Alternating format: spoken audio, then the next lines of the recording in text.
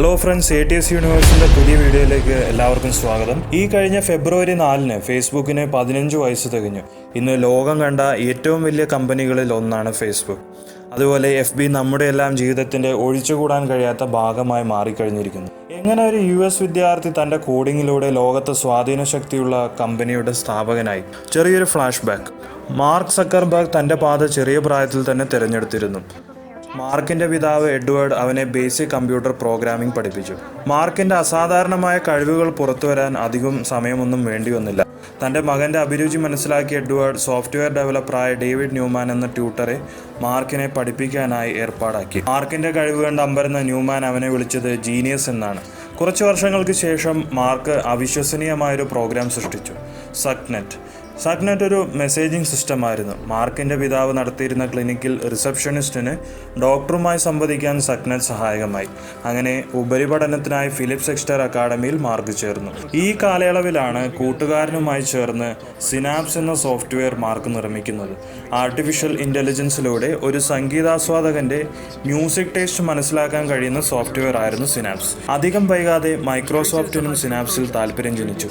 Microsoft synapse സ്വന്തമാക്കാനും മാർക്കിന് ജോലി നൽകാനും തീരുമാനിച്ചു. എന്നാൽ മാർക്ക് ഈ ഓഫർ തള്ളിക്കളയുകയാണ് ഉണ്ടായത്. അവിടെയാണ് ഫേസ്ബുക്കിൻ്റെ ഉത്ഭവത്തിലേക്ക് നയിച്ച സംഭവങ്ങളുടെ തുടക്കം. പ്രധാനപ്പെട്ട കമ്പനികളുടെ ഓഫറുകളെല്ലാം നിരസിച്ച മാർക്ക് 2002 ഹാർവേഡ് യൂണിവേഴ്സിറ്റിയിലേക്ക് തിരിച്ചു. അദ്ദേഹത്തിൻ്റെ മനസ്സിൽ ഒട്ടനവധി പ്ലാനുകളുണ്ടായിരുന്നു. ഡിഗ്രിക്ക് പ്രധാന വിഷയമായി സൈക്കോളജിയാണ് മാർക്ക് തിരഞ്ഞെടുത്തത്. അതിനോടൊപ്പം കമ്പ്യൂട്ടർ ക്ലാസ്സുകൾക്കും പോകുമായിരുന്നു. സൈക്കോളജി പഠനം ഒരു പരിധിവരെ മാർക്കിനെ FB ലോകപ്രിയമാക്കുന്നതിൽ സഹായിച്ചിട്ടുണ്ട്.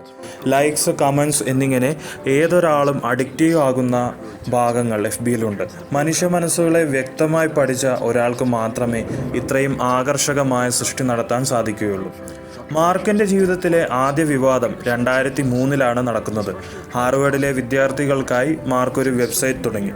ഫേസ്മാഷ് എന്നതാണ് പേര്. ഒരു വ്യക്തിയുടെ സൗന്ദര്യത്തിൻ്റെ അടിസ്ഥാനത്തിൽ റാങ്കിംഗ് നടത്താൻ കഴിയുന്ന സിസ്റ്റം ആ വെബ്സൈറ്റിലുണ്ടായിരുന്നു.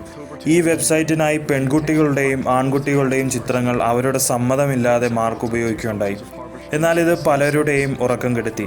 വെബ്സൈറ്റ് തുടങ്ങി കുറച്ചു മണിക്കൂറുകൾക്കകം 22,000 ഫോട്ടോ വ്യൂസ് ലഭിച്ചു. ഫേസ്മാഷിൻ്റെ ആയുസ് അധികകാലം ഉണ്ടായിരുന്നില്ല. ഏതാനും ദിവസങ്ങൾക്കകം ഫേസ്മാഷ് നിർത്തപ്പെട്ടു. മാർക്കിന് സസ്പെൻഷൻ വരെ ലഭിക്കുന്ന ഘട്ടം വന്നു. മറ്റു മാർഗങ്ങളൊന്നുമില്ലാത്തതിനാൽ മാപ്പ് പറഞ്ഞ് മാർക്ക് തടിയൂരി. എന്നാൽ മാർക്ക് തോൽക്കാൻ തയ്യാറായിരുന്നില്ല. അദ്ദേഹം തൻ്റെ പ്രവർത്തനങ്ങൾ തുടർന്നുകൊണ്ടേയിരുന്നു. അങ്ങനെ 2004 ഫെബ്രുവരിയിൽ ലോകം കണ്ട ഏറ്റവും വലിയ സൃഷ്ടി ഫേസ്ബുക്ക് ജനിച്ചു. ഫേസ്മാഷിന് സമാനമായിരുന്നു FBയും. ഒരു വ്യക്തിക്ക് തൻ്റെ പ്രൊഫൈലിൽ ഫോട്ടോ അപ്ലോഡ് ചെയ്യാനും തൻ്റെ താല്പര്യങ്ങൾ പങ്കുവയ്ക്കാനും മറ്റുള്ളവരുമായി ആശയവിനിമയം ചെയ്യാനും കഴിയുന്ന ഒരു പ്ലാറ്റ്ഫോം ലോകത്തിന് തന്നെ പുതിയതായിരുന്നു. ആദ്യഘട്ടത്തിൽ ഹാർവേഡിലെ വിദ്യാർത്ഥികൾക്കായാണ് FB ആരംഭിക്കപ്പെട്ടത്. ആദ്യ മാസത്തിൽ തന്നെ ഹാർവേഡിലെ 50% വിദ്യാർത്ഥികളും FBയിൽ സൈനപ്പ് ചെയ്തു. എന്നാൽ മാർക്കിനെ മറ്റൊരു പ്രശ്നം കാത്തിരുന്നു. FBക്ക് മുൻപ് സമാനമായൊരു പ്ലാറ്റ്ഫോം നിർമ്മിക്കാനായി മാർക്ക് കാമറോൺ വിങ്കിൾവാസ്, ടൈലർ വിങ്കിൾവാസ്, ദിവ്യ നരേന്ദ്ര എന്നിവരുമായി സഹകരിച്ചിരുന്നു. അവരുമായി പിരിഞ്ഞതിന് ശേഷമാണ് മാർക്ക് FB തുടങ്ങിയത്.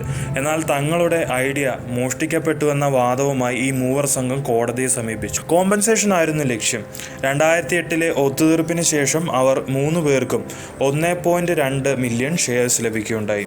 അങ്ങനെ FB ഒരു ഹിറ്റായി മാറുകയായിരുന്നു. 2004 അവസാനത്തോടെ US, കാനഡയിലെ എല്ലാ യൂണിവേഴ്സിറ്റികളിലും FB ലഭ്യമായി തുടങ്ങി. 2004 ജൂണിൽ കമ്പനിയുടെ പ്രവർത്തനങ്ങൾ പാലോ ആൾട്ടോ, കാലിഫോർണിയയിലേക്ക് മാറ്റപ്പെട്ടു. പേപാലിൻ്റെ സഹസ്ഥാപകൻ $5 ലക്ഷം ഇൻവെസ്റ്റ്മെൻറ്റുമായി കമ്പനി ബോർഡിലേക്ക് കടന്നു വന്നു. പിന്നെയും ഒരുപാട് ഇൻവെസ്റ്റ്മെൻറ്റ്സ് വരുവാൻ തുടങ്ങി. 2005 നവംബറിൽ മാർക്ക് സുപ്രധാനമായൊരു തീരുമാനമെടുത്തു. താൻ ചെറിയൊരു ഇടവേളയ്ക്ക് പോവുകയാണെന്നും പുതിയ എംപ്ലോയീസുമായി തിരിച്ചെത്തുമെന്നും അറിയിച്ചു. തിരിച്ചെത്തിയ ശേഷം മാർക്ക് കമ്പനിയുടെ CEO സ്ഥാനം ഏറ്റെടുത്തു. 2006 സെപ്റ്റംബറിലാണ് FB എല്ലാവർക്കുമായി ആരംഭിക്കപ്പെട്ടത്. 13 വയസ്സിന് മുകളിൽ പ്രായമുള്ള ഏത് വ്യക്തിക്കും സ്വന്തം ഇമെയിൽ അഡ്രസ്സ് ഉപയോഗിച്ച് FB തുടങ്ങാമെന്ന ഓപ്ഷൻ നിലവിൽ വന്നു. 2007 മെയ്യിൽ യൂസേഴ്സിന് തങ്ങളുടെ പ്രൊഡക്ട്സ് വിൽക്കാനുള്ള മാർക്കറ്റ് പ്ലേസും FB ആരംഭിച്ചു. 2007 അവസാനത്തോടെ 10,000 കമ്പനികൾ തങ്ങളുടെ ബിസിനസ് പ്രൊമോട്ട് ചെയ്യുന്നതിനായി FBയെ സമീപിച്ചു. 2009 FB പ്രധാനപ്പെട്ട ഒരു നാഴികക്കല്ല് പിന്നിട്ടു. 350 മില്യൺ രജിസ്റ്റേർഡ് യൂസേഴ്സും 132 മില്യൺ മന്ത്ലി യൂസേഴ്സും FBക്ക് സ്വന്തമായി. അങ്ങനെ ലോകത്തിലെ ഏറ്റവും പ്രചാരമുള്ള സോഷ്യൽ മീഡിയ പ്ലാറ്റ്ഫോമായി മാറിയിരുന്നു FB. എന്നാൽ കാര്യങ്ങൾ അവിടെ അവസാനിച്ചില്ല.